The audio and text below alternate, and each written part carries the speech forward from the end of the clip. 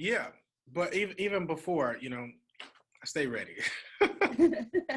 So one of the things I know that's happening for me and happening for a lot of us is that we can't identify some of the feelings that we're experiencing in this time for the past maybe month and a half or so. Emotions are all over the place. A lot of highs, a lot of lows, a lot of uncertainty, and a lot of questions that are left unanswered. And we're feeling uh, like we're on edge. There's a lot of conflict that's going on in relationships. There's a lot of isolation, of course, not by choice. And there's a lot of things that are happening that we need answers to. So let me start by saying that most, if not all, of the experiences and emotions that we're dealing with right now are normal. You know, you're talking about high stress. This is one of those things that cause high stress. And of course, it's different for us because we have normalized what stress has been for us for a very long time as it relates to um, trauma, right? So let's say, for example, we live in South Florida. We're used to hurricanes. When hurricane season comes around, if there's a hurricane coming, a lot of us aren't stressed. We're not stressed because we've been there, we've experienced it before. We know how to prepare. We know how to react. We know what to do. Business as usual. Now, this is something different. We don't know how to prepare. We don't have all the answers. We have a lot of questions. There's a lot of uncertainty. And so our anxiety spikes because it's an unknown variable that causes us um, to have natural fear, and fear is something that is perfectly fine. Now, the issue is that when we start to allow our fears to control us to where we start to behave irrationally. And what I mean by that is when a person is experiencing high anxiety or fear, adrenaline and cortisol spikes in their system naturally, which is like a healthy thing. However, when it keeps spiking in your body, it can definitely be a detriment to your overall physical health, mental health, emotional health, and even spiritual health as well. And so we have to be able to know what's going on and why we're feeling it. And so we have to identify what the cause is and identify the emotion and then react to the emotion in a way that's healthy rather than unhealthy. With all that being said, let's talk about the elephant in the room, which is COVID-19, um, coronavirus, and all that stuff. And so this is something that has not been experienced, at least in my lifetime before. I've never experienced a pandemic to this scale before. There has been other pandemics before, but they didn't force us to take this much precaution. I think a few years ago, the Zika virus was in South Florida. It was in Little Yep. Haiti, right? Yep. They didn't shut down the schools. They didn't shut down the church. They didn't shut down all these different things. So we still moved around like business as usual, you know? Now, this time around, they're asking us to do things that destroys our sense of normalcy. And our sense of normalcy is what keeps a lot of us sane, you know? Wake up, and what the Haitians say, the three L's, le call la caille. That's a sense of normalcy because we know what our routine is. We can go from A, B, C, D, and that's normal. So there's no real spike in anxiety if you keep going through the day and you understand what's coming. This, however, is not normal. And because it's not normal and because there's a lot of unknown variables, it causes us to react in a different way. The more deregulated you are, meaning the more adrenaline and cortisol is pumped into your system, the less yourself that you are. What I mean by that is if I am in a calm state, like right now, most of us in a calm state because we're in this meeting together. We're in a calm state. If I'm in a calm state, I can utilize from 100 to 110 of my IQ, right? I can utilize my IQ as is, right? Because I'm in a calm state. As soon as I start to react in an alert way, right? As soon as I like switch from being in a calm state to be like, what was that, right? And I perceived a threat in the corner or somewhere in the room or somewhere, hear a loud noise, my IQ diminishes by 10%, then I start to use 90 to 100. And then the next phase is from calm to alert and then alarm. If I'm in an alarm state, I'm only using 80 to 90%. and then it keeps going down and lower and lower and lower. So the lower it gets, the less of yourself that you are manifesting. Your level of IQ isn't the same. That's why when we come down from certain situations and we said certain things and we've behaved a certain way, if we've interacted with people in an unhealthy way, normally what we do is like, man, I am so sorry. I said those things. I did that thing. I wasn't myself. I apologize. That's because you were in a different state. You were in a deregulated state. You utilized words. You behaved in a way that wasn't reflective of the person that you truly are. So there's a lot of things that are happening in the relationships that we have within ourselves that we can't explain, but it's based on having high levels of adrenaline and cortisol. Stress brings the cortisol in your system, and that should explain a lot of what we're feeling. Now, how do we deal with that? We deal with that by creating a sense of normalcy. I was telling Blondine earlier that my kids were feeling the stress too, and one of the things that I had to do was make sure I created some sense of normalcy in their routine. So today, right before I got to my office, this week we started them dressing up for school. It's homeschool, you don't gotta dress up, but to get them to feel some sense of normalcy, putting their uniform on in the morning, eating breakfast together in the morning, and then, going to their workstation that we created at the house for them, brings them to a sense of normalcy. And then we asked their teacher to send what their day schedule looked like. And then we kind of mimic our schedule similar to theirs. So when they have breaks, we give them breaks. When they go to PE, I go outside with them, do some laps around the parking lot, do some calisthenics. Then we play a couple of games and they ride their bikes. Then we have to go back inside, do some activities. So we try to bring some normalcy in their lives. We have to do that for us as well. If you would connect with your friends and family members once or twice a week, then you have to find ways to connect with people in a meaningful way via Zoom, via FaceTime, via whatever, via social media, to bring back some normalcy. If you were used to working out, you have to find some way to work out. We have to get back to the things that created some normalcy in our lives so that our anxiety, instead of spiking, can flatline and come to a space where it's, where we're not deregulated and we're not behaving in irrational ways.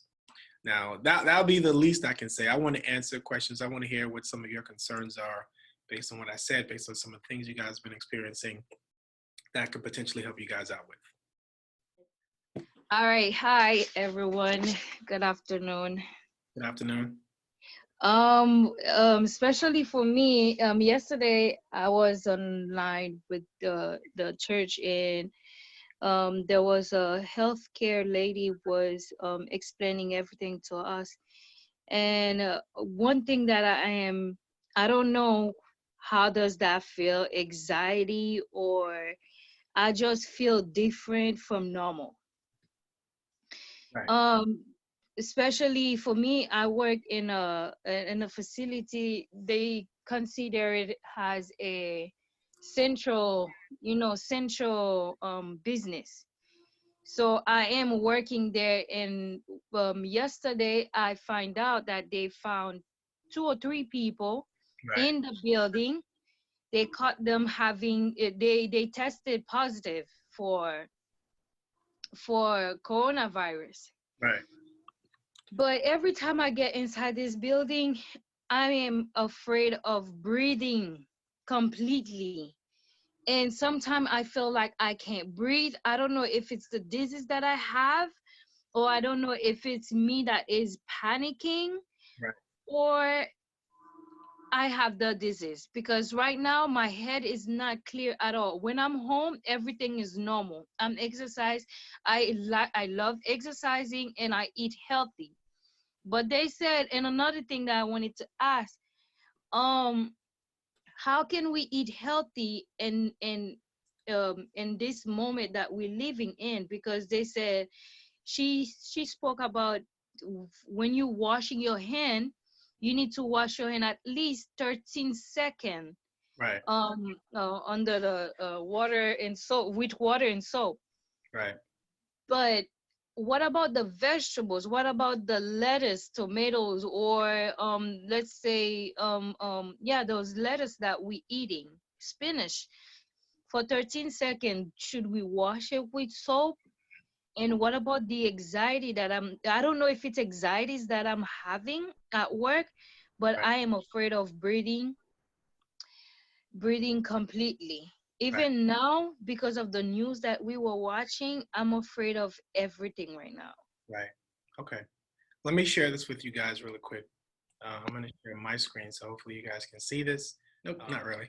Okay, this is an image of a person that is dealing with anxiety, right? These are some of the signs that you would normally see, right? Signs are the things that you can see externally. Symptoms are the things that you experience internally, right?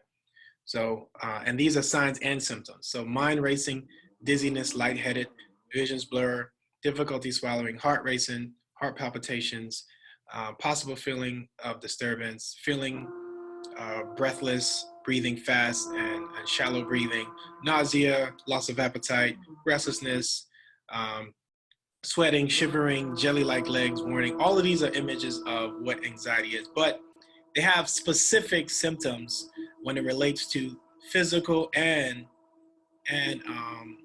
behavioral as well, and psychological. I'll go over some of the physical symptoms right here. These are common, very common when people are dealing with anxiety, which is what a lot of us are dealing with. Now, Ruth, I'm not sure if you were here when I was speaking, but anxiety comes about when we are faced with things that we don't have control over or things that we don't necessarily understand. All right, you heard the expression, people fear what they don't understand. Well, this is one of those things that we don't understand. You know, we don't understand fully what's been going on. We don't have all the answers, and unfortunately, this place where we're supposed to get all the answers are confusing us even more, right? And so, if you can't control, or if it is unknown, you have to ask yourself, what do I know, right? What do I know, and what can I control? But I'll get to that in a second. Let me go over these really quick. So, physical symptoms, you of course, like the image was saying, pounding heart, chest pains, rapid breathing, blushing, fast breathing, shortness of breath, neurological dizziness, headaches, sweating, tingling, numbness, gastrointestinal, choking, dry mouth, stomach pains, nausea, vomiting, musculatory, musculoskeletal, muscle aches and pains, especially in the neck, shoulders, restlessness, tremors and shaking, inability to relax, some behavioral symptoms, meaning how you will start interacting differently, of an avoidance of situations, meaning things that were once normal for you because they're attached to the specific thing that's causing anxiety, you may want to avoid them because that's where the anxiety lies. You know, if you hear that a person contracted the coronavirus at your local grocery store, then it's going to be hard for you to go in that space based on what people have been telling you and interact in that space in a healthy way. That's normal. However, when I say normal, I mean that's what you're supposed to feel. Irrational is something. And irrational anxiety is believing that it's everywhere and you're gonna get it regardless, or you can't do anything about it and you can't cook your food or eat your food. Food have bacteria on it regardless, you know. Meat has bacteria, plant, you know, the vegetables have bacteria. And I know Haitians do their job and they wash, they trempe, they rinse, they do all types of stuff. You don't got to do no extra stuff if you already been doing that stuff in the kitchen. It's always healthy to rinse and wash your stuff. You don't have to wash your vegetables with soap or anything like that. Make sure you just do what you would normally do, I guess, you know. Some psychological, meaning where the mind goes, you know, when you're dealing with high anxiety, unrealistic and excessive fear and worrying. So when it starts to go overboard, then you know that you're dealing with some true anxiety. You may want to step out and get some extra help if it persists, you know. If you have unrealistic, meaning it's not based on what is versus what you're projecting. What is that, yes, there have been a person who contracted coronavirus at the workspace, but that doesn't mean the whole workspace is contaminated, you know.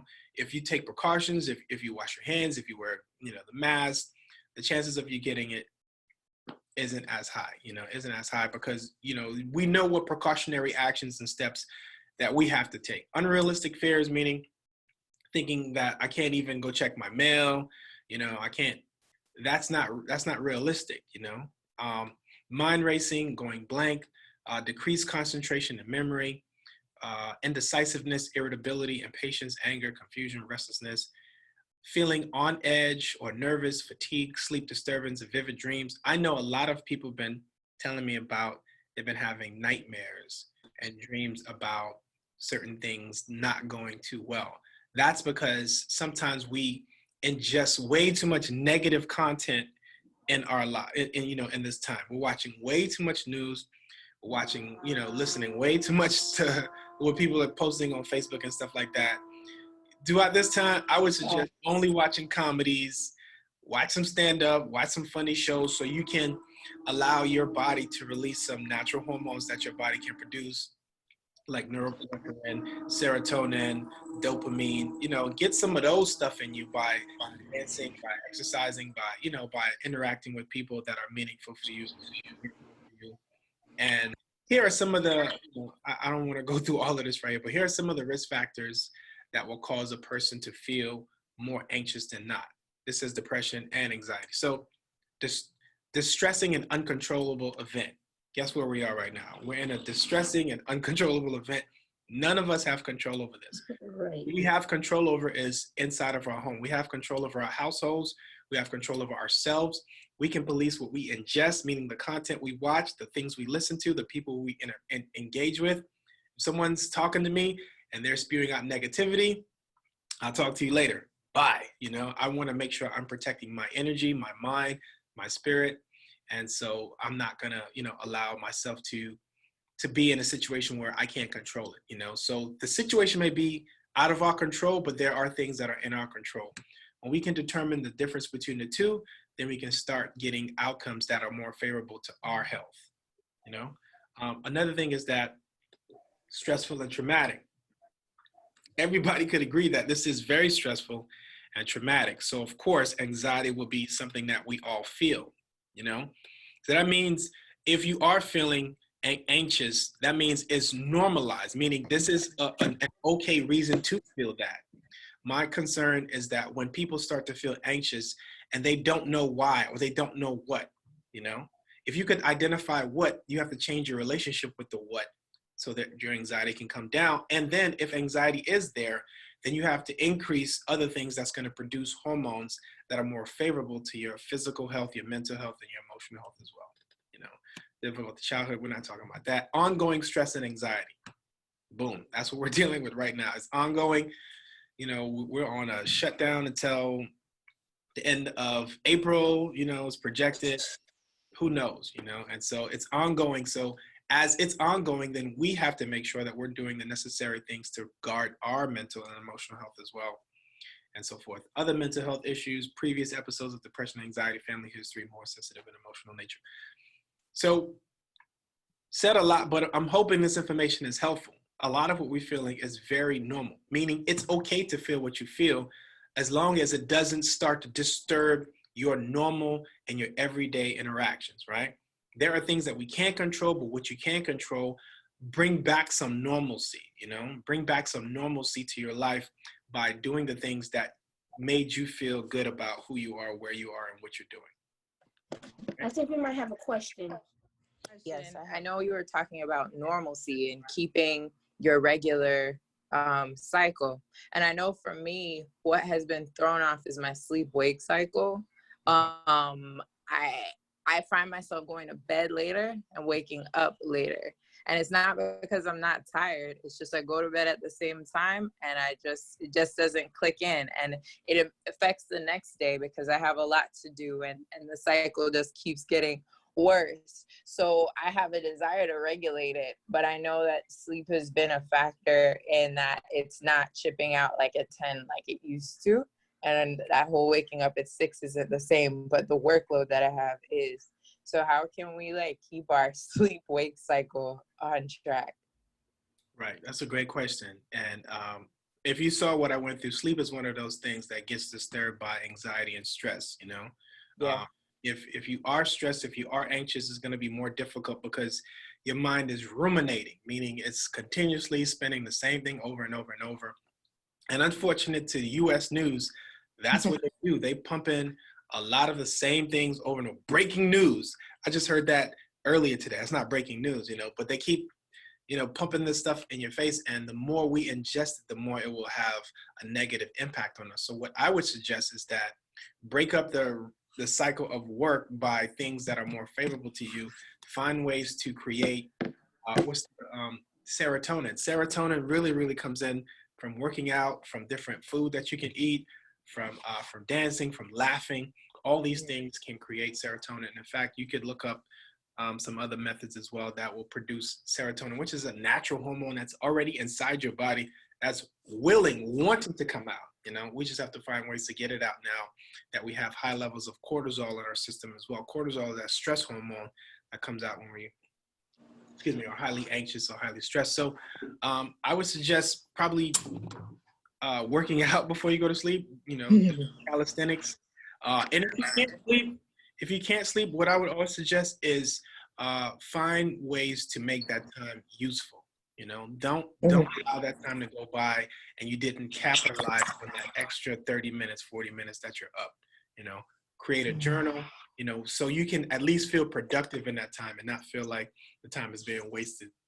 Yes, the workload is still the same, but this is a time where if you utilize it correctly, like when I can't sleep, I usually journal, I usually write, I usually, create ideas and stuff like that until the sleep actually hits me, then I go back to sleep. But try to find ways to make that time meaningful for you. Read a devotion, do some meditating. But the most one that I found effective for me is when I'm up and I really can't sleep, I go and do a gratitude cycle. I chronologize what I'm grateful for. I would go with the week first, like what am I grateful for this week? And this is something I can do audibly, or something I can do in my head, or something I can write down, so that my mind now is being focused on what I'm grateful for rather than what's going on around me and the ebbs and flows of life, that's happening right now. So if I'm focused on what I'm grateful for this week, then my mind is in a different space, And after I get done with the gratitude list for the week, then I go for the month, then I go for the year. And then, so my mind now is feeding something different to my body. Gratitude. What comes with gratitude? Great hormones come with gratitude, serotonin, dopamine, norepinephrine as well. You're saying thank you, basically. And when we say thank you, it's a good feeling that you're giving your body. So if the more things you can say thank you for, you're changing the perspective of what's going on inside your mind. That's powerful. Now I have one follow-up question. Your suggestion is way better than what I was going to say, but some people have suggested like melatonin and different sleep aids. Would you co-sign that? Or, I think your suggestion of gratitude is much better, but I'm just throwing it out. Listen, I don't have any issues with medication as long as it's done in a healthy way. Some medication is necessary, but before you would go that route, try whatever natural route you can try first. Haitians have all types of tea, of details. Ask a family friend, see if they got some leaf in their yard that they can help you out with. My mom used to give me this tea when I was young. I can't remember the tree exactly, but that junk used to knock me out all the time. So see if you can find some remedies as well. Sleepy time tea is one of those good ones, I think, they have at any major grocery stores that you can actually try. But there are other things that you can try before you go to the medical route. Okay. Cool. Thank you. You're welcome. I actually have a question as well. So I'm in the house with my parents, my mom and my dad, and it's like I can't get away from the news. I can't get away from the constant, this is what's going on, this is what we need to do kind of thing. And I know that it's low-key stressing out my mom, but she continuously, it's like she has to watch the news. And I'm like, dude, we don't have to watch the news like on the hour, every hour. Like, what are some things that you would suggest, like for the more like the Haitians, pretty much, like the ones who don't really care to if you tell them let's go on a walk or let's do something besides sitting here and watching the news, like what would you suggest for my parents, pretty much? That's a good question, and a lot of Haitian households are dealing with that.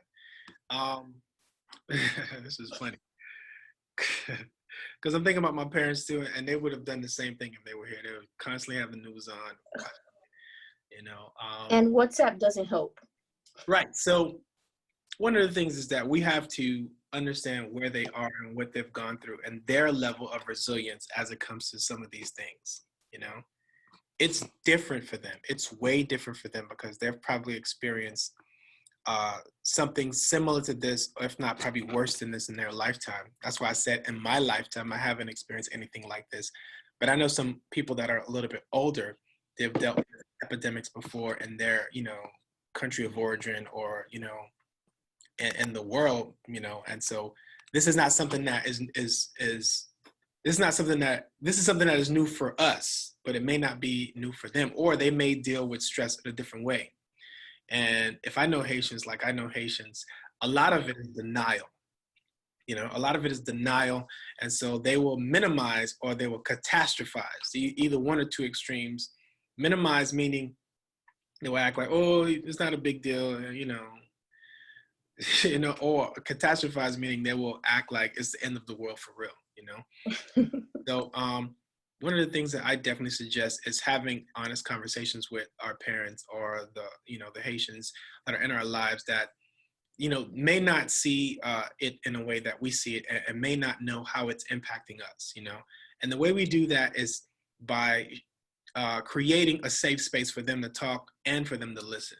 One of those things that I teach people in communication is that sometimes we may think it's the best time to speak to our Haitian parents, but they may not be in a space to receive what we have to say.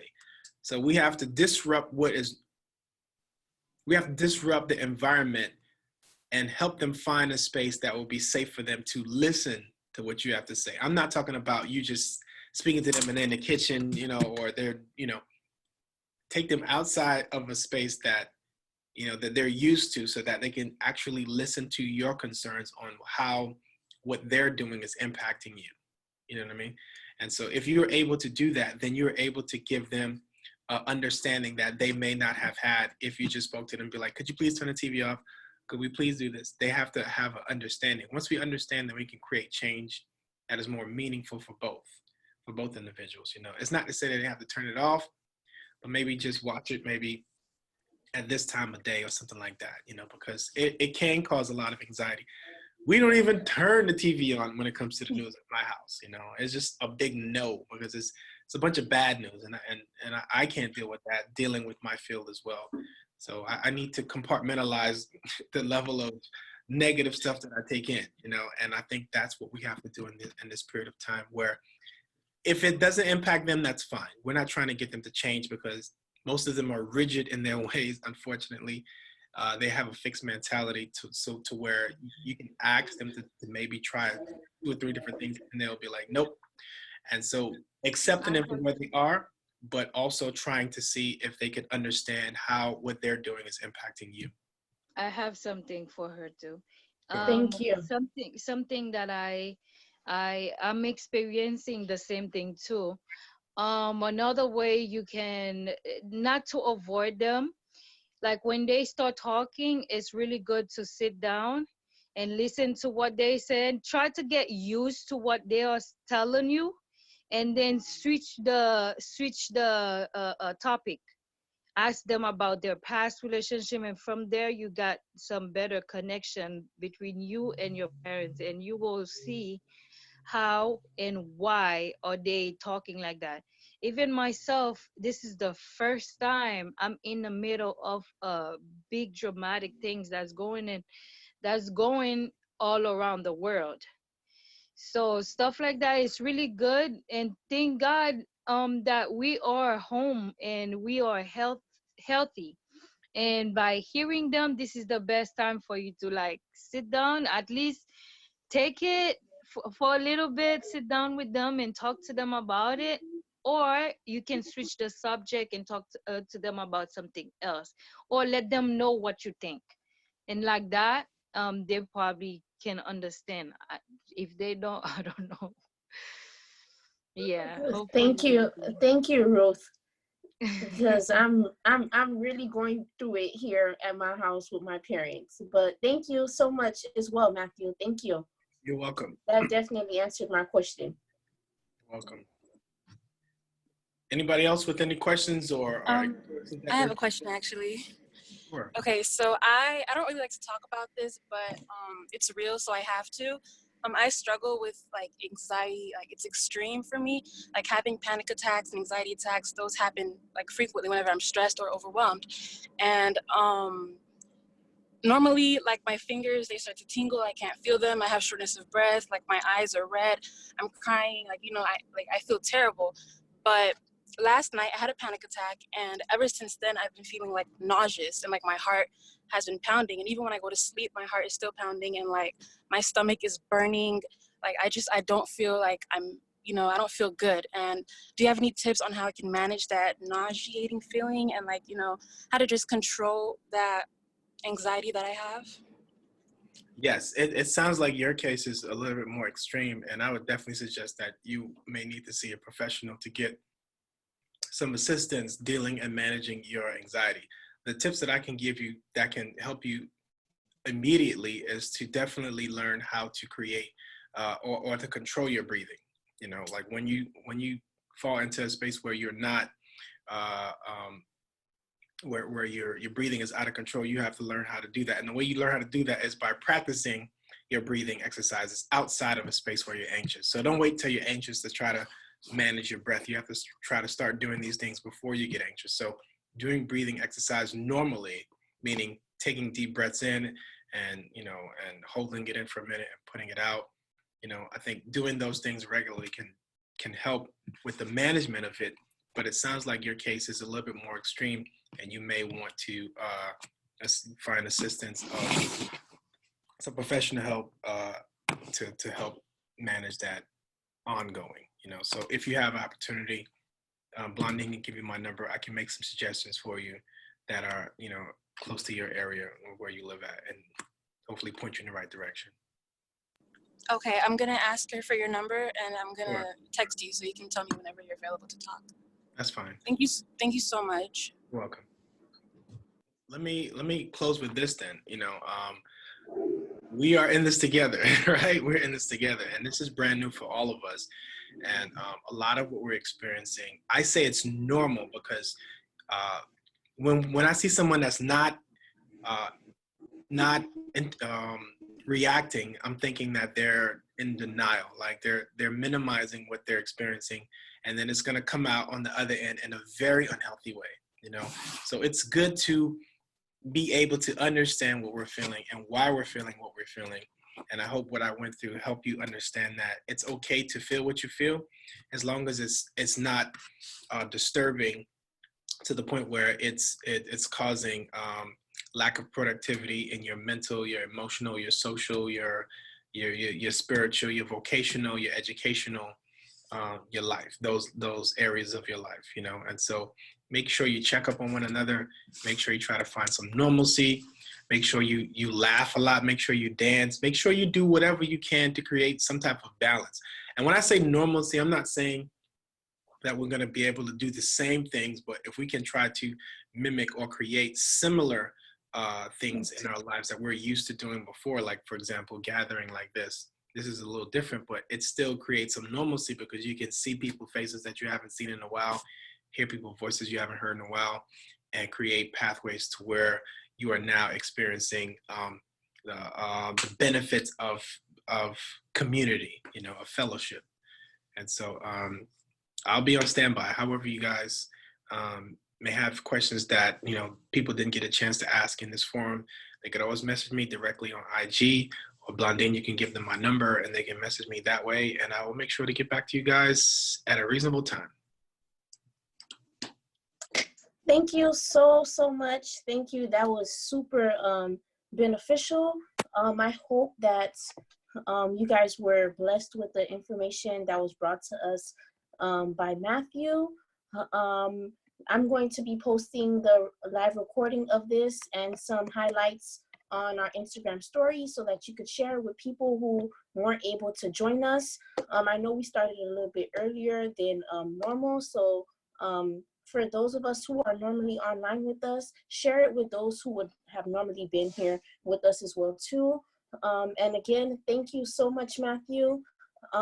Until next time, we'll be back on tomorrow for the rest of the week at 7:30. Thank you so much, Matthew. Have a good day, everyone. Thank you, guys. Have a good day. Bye.